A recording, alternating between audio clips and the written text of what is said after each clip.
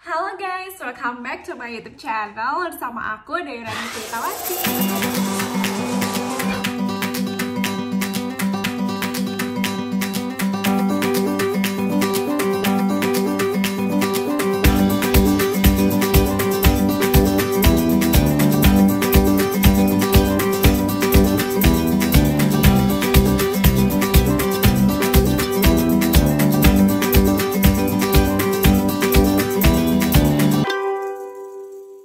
Penasaran gak sih kok kita harus punya 3 lapis kulit gitu? Nah, karena kulit ini punya fungsi guys, dan aku juga bakal bahas mengenai 8 fungsi kulit yang penting banget nih untuk kita ketahui.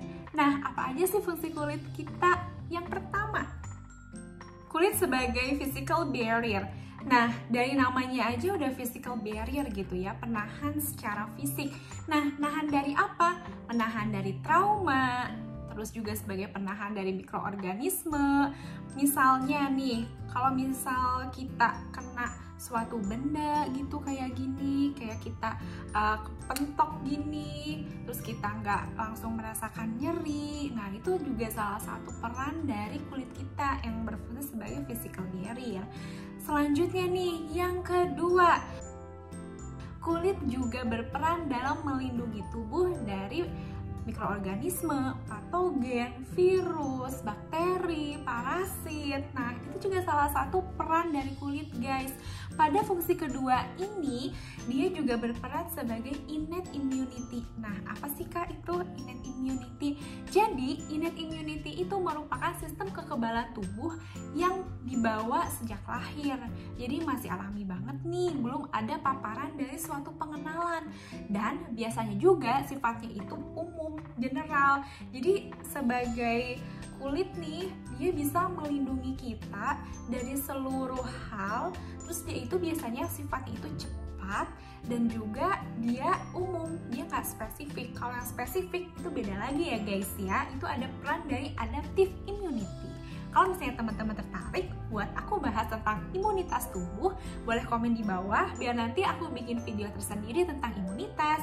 Nah, selanjutnya yang ketiga, kulit sebagai termoregulator. Apa sih itu termoregulator? Kalau misalnya kita breakdown dari namanya, termo, dia kan suhu ya, regulator berarti yang mengatur. Jadi kulit kita nih, dia juga berperan sebagai pengatur suhu tubuh.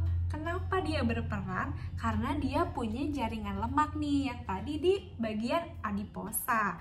Jadi kalau misalnya kita sedang berada di suatu wilayah dengan iklim yang dingin, kita tidak akan terlalu merasakan kedinginan.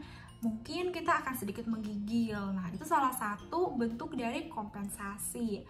Terus kalau misalnya kita lagi ada di iklim yang panas, mungkin kita cenderung akan berkeringat gitu, karena dari lemaknya ini dia bakalan di breakdown, dipecah lagi sehingga dia bisa menjadi keringat gitu guys. Yang keempat,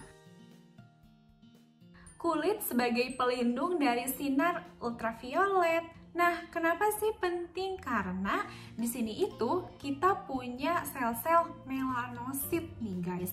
Jadi sel melanosit ini dia kalau misalnya kena sunlight atau cahaya matahari nih, dia bisa menghasilkan pigmen melanin. Nah, pigmen melanin ini yang akan memberikan warna kulit.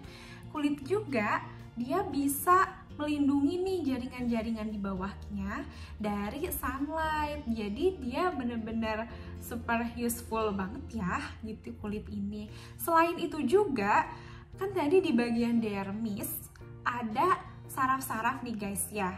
Nah, ini berkaitan dengan fungsi kelima, yaitu kulit sebagai organ untuk menerima sensasi gitu.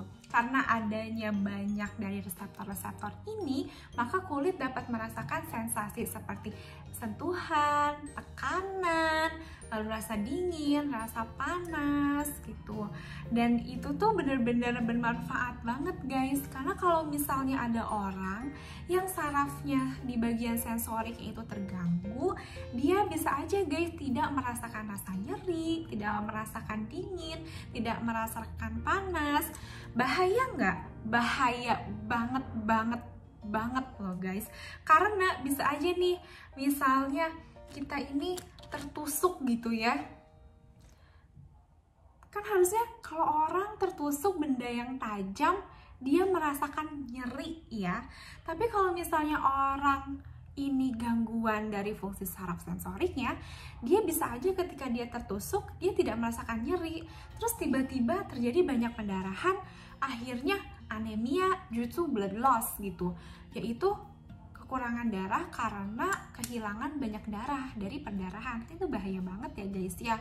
Terus kalau misalnya lagi jalan-jalan, terus dia nggak sengaja nih nginjek benda-benda tajam, misalnya paku gitu. Terus kalau misalnya dia saraf sensoriknya ini tidak berfungsi dengan normal, itu bahaya banget loh guys. Karena siapa tahu pakunya itu dia kotor, tidak steril, terus bisa mengakibatkan infeksi, misalnya ada tetanus. Itu kan bahaya banget ya guys ya, kayak gitu. Nah, selain itu juga, kalau misalnya kulit ini udah kena trauma nih tadi, kulit juga bisa berperan untuk wound healing loh guys. Nah, ini menjadi fungsi kulit yang ke-6, yaitu wound healing. Apa sih itu? Pemulihan luka. Nah, jadi kulit juga kalau misalnya dia mengalami adanya injury, cedera, trauma, dia akan mengalami proses pemulihan untuk recovery sehingga nanti bisa kembali lagi nih jadi normal. Misalnya nih guys, aku tuh dulu pernah kayak kecoret gitu. Nih kayak gini, kelihatan nggak? Ada sedikit gitu. Nah, dulu aku pernah kena benda tajam, terus sampai berdarah, terus udah gitu aku merasakan sakit. Nah, berkaitan kan sama fungsi sensori kita. Dan selain itu, di sini kulit juga melakukan proses pemulihan luka atau wound healing ini.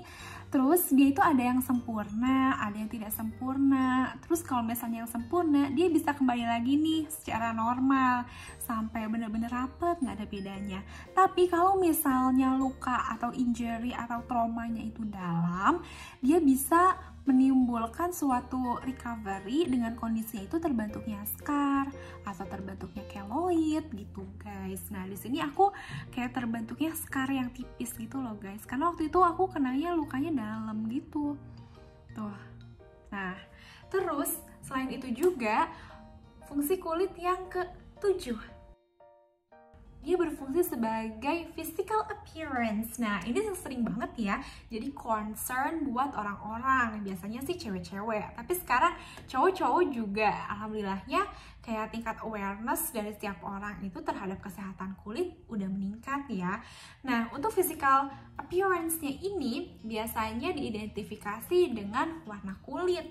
Kalau dari Fitzpatrick, dari textbook-nya itu, dia mengungkapkan mengenai skala grading kulit yang seperti ini skalanya. Nah, di sini itu ada 1 sampai 6 ya.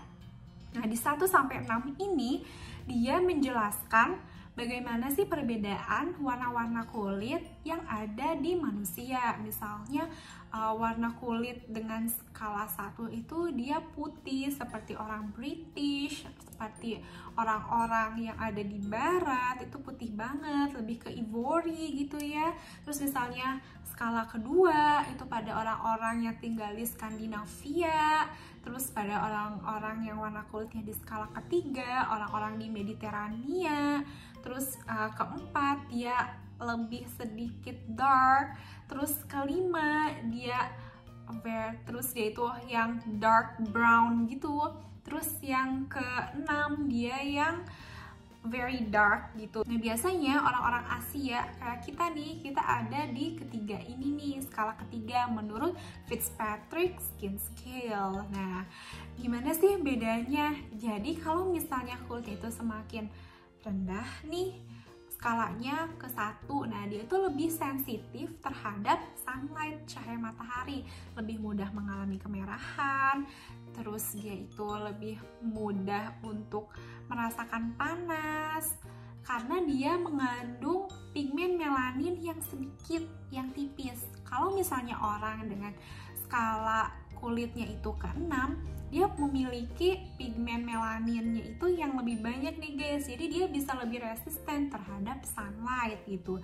Dan kalau misalnya pada orang-orang yang skala 1, dia biasanya itu tidak pernah untuk bisa mengalami tanning gitu, atau kecoklatan, atau apa ya?